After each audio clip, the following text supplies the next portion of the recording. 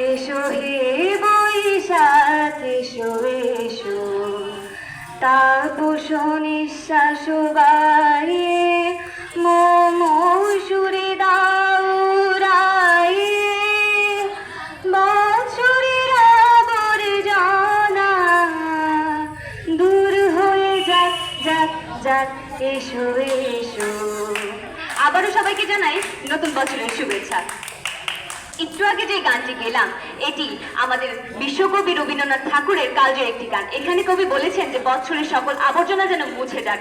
তিনি নববর্ষ নতুন বছরকে এই গানটিতে আগমন জানাচ্ছে এবং বলেছেন যে সব আবর্জনা যেন মুছে যাক। কিন্তু আমি দেখছি যে আবর্জনা মুছার বদলে আরো বাড়ছে এবং তা বাড়ছে পোষ বাঙালিদের কারণে।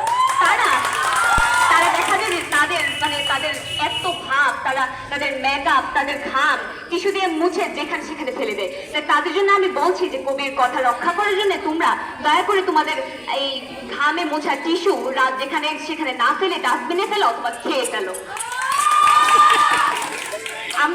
আমরা খাঁটি বাঙালি, আমরা সৃজনশীলতা, লেখালেখি, চিত্রাঙ্কন, অভিনয়, নাচ গান সবকিছুতেই পারদর্শী হয়।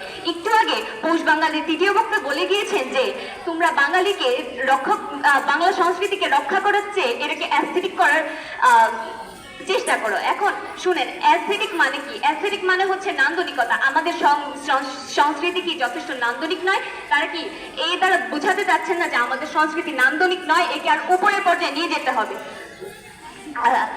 টাইপিক্যাল বাঙালি মানে কোনো লাইফস্টাইল নয়, এটা হচ্ছে একটি আত্মপরিচয়।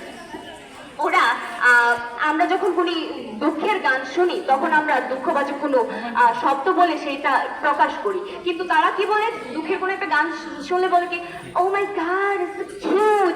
ভাই, কিউট বলে কি বাঙালিয়ানা চলে? আপনাকে বলুন যে কিউট বলে কি বাঙালিয়ানা চলে? সবশেষে আমি সবাইকে আবারও শুভ নববর্ষে বলে যাই এবং নমস্কার সবাইকে।